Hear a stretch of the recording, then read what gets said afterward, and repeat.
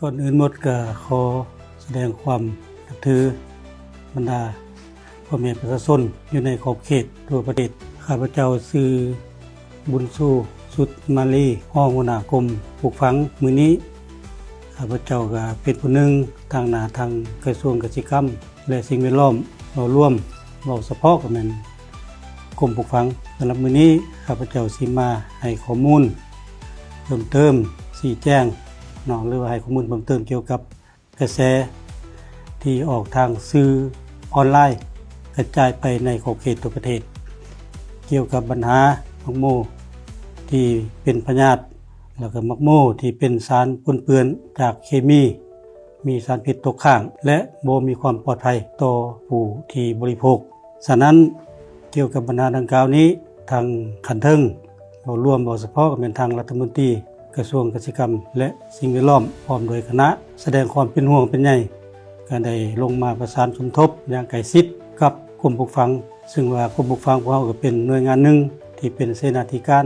หลักให้แก่ทางกระทรวงเกษตรกรรมและสิ่งแวดล้อมพร้อมทั้งเป็นจุดประสานงานเกี่ยวกับเรื่องงานองค์การป้องกันพืชสากลหรือว่าป้องกันพืชแห่งชาติได้มีสื่อออนไลน์ที่บ่เป็นทางการและก็บ่มีข้อมูลอย่างยืนว่ามักโมที่ผลิตหรือว่าที่ส่งออกไปต่างประเทศโดยเฉพาะแม่นสุโขทัยนี่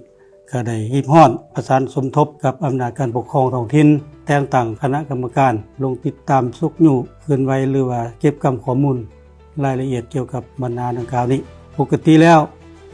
โดยรวมแม่นเกี่ยวกับมักโมนี้ที่ว่าส่งออกไปต่างประเทศหรือไปสุโขทัยทางประเทศที่นำเข้ามาเขาก็มีความเข้มงวดเกี่ยวกับการนำเข้าผลผลิตภัณฑ์เกษตรกรรมไปสู่ประเทศเพิ่นนั่นก็มันมีความเข้มงวดหลายฉะนั้นถ้าว่าสินค้าที่บ่มีความปลอดภัยทางภายจีนก็สิได้แจ้งมาสิได้แจ้งมาเป็นทางการให้แก่ตัวแทนขององค์การป้องกันพืชแห่งชาตินั่นแหละโดยเฉพาะแม่นกรมปลูกฝังของเฮาที่เป็นหน้าที่เฮ็ดเวียกเกี่ยวกับเรื่องงานดังกล่าวนี้ทางกรมปลูกฝังของเฮาก็แม่นบ่ได้นิ่งนอนก็ได้ประสานสมทบกับฝ่ายเกษตรกรรมและสิ่งแวดล้อมนครหลวงเวียงจันทน์เพื่อลงเก็บตัวอย่างของมักโมอยู่ตลาดโดยเฉพาะเป็นตลาด OC เพื่อมาวิจัยหาสารพิษหรือว่ามาวิจัยหาสารเคมีตกค้างอยู่ในมักโมหันผ่านการเก็บกำข้อมูลหรือผ่านการวิจัยทั้ง2ห้องวิจัยทั้งนครหลวงแน่ทั้งศูนย์ป้องกันพืชดินแดก็พวกเฮาก็มีการยั่งยืนผลทางด้านวิชาการหรือว่าทางด้านวิทยาศาสตร์ออกมาก็คือเห็นผลออกมาว่ามักโมที่ไปกวดซุ่มตัวอย่างแม่นบ่มีสารเคมีปนเปื้อนอยู่ในมักโมถือว่าสามารถนำไปบริโภคได้ถือมักโมมีความปลอดภัยต่อกับปัญหาดังกล่าวนี้พวกเฮาในนามที่เป็นตัวแทนให้แก่กระทรวงเกษตรกรรมและสิ่งแวดล้อมเป็นเสนาธิการให้แก่กระทรวงเป็นเสนาธิการให้แก่รัฐบาลก็สามารถยั่งยืนได้แล้วพวกเฮาก็ได้มีบท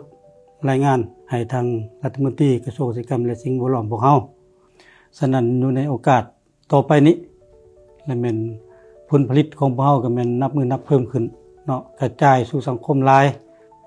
ทางกระทรวงเกษตรกรรมและสิ่งแวดล้อมมารวมเฉพาะกันเป็นทางกรมปกครองพวกเฮานี่มีแผนที่จะได้ลงประสานสมทบกับแผนกเกษตรกรรมและสิ่งแวดล้อมนครหลวงโดยเฉพาะแม่นแขนงปลูกฝังร่วมกับศูนย์ป้องกันพืชพวกเฮานี่สิได้ลงไปวิจัยหาสารพิษตกค้างหรือสารเคมีปนเปื้อนอยู่ในบรรดาพืชผักและไม้ให้มากต่างๆอยู่ในบรรดาตลาดใหญ่ในนครหลวงเวียงจันทน์หรือว่าตลาดปลอดสารพิษแถวไอเต็กหรือว่าอยู่ตลาดอื่นๆที่ว่าเป็นตลาดขายส่งอยู่ในนครหลวงเวียงจันทน์นี้ตื่มอีกคาดว่าพวกเราจะได้ประสานสมทบแผนนำมันคะแนนปลูกฝังพวกเรานี้ในไว้นี้เพื่อจะเป็นการสร้างความเชื่อมั่นให้แก่ผู้บริโภคเกี่ยวกับมักไม้ผลผลิตกิจกรรมของเราเฮาตื่มอีกทางกรมปลูกฝังของเฮาหรือว่าทางกระทรวงเกษตรกรรมและสิ่งแวดล้อมพวกเรานี่ก็ยังฮ้องมายังบรรดาผู้ที่ได้รับข่าวดังกล่าวนี้หันมาติดตามสื่อที่เป็นทางการตื่มอีกเพื่อเฮ็ดให้สื่อดังกล่าวนี้เป็นสื่อที่ว่าได้กระจายออกสู่สังคมบ่ให้แบบว่าฟังแต่สื่อทางฝ่ายเดียวแล้วกระจายเอาโดยข้อมูลที่บ่เป็นความจริงอันนี้แม่นนะครับเจ้าในนามทางกรมปลูกฝังขอชี้แจงเกี่ยวกับปัญหาดังกล่าวนี้ก็ขออวยชัยพรบรรดาพ่อแม่พี่น้องประชาชนในขอบเขตทั่วประเทศจงพร้อมกันจัดตั้งปฏิบัติแล้วก็นำเอาปัญหาดังกล่าวนี้ไป กระจายสู่สังคมให้รับทราบนำกัน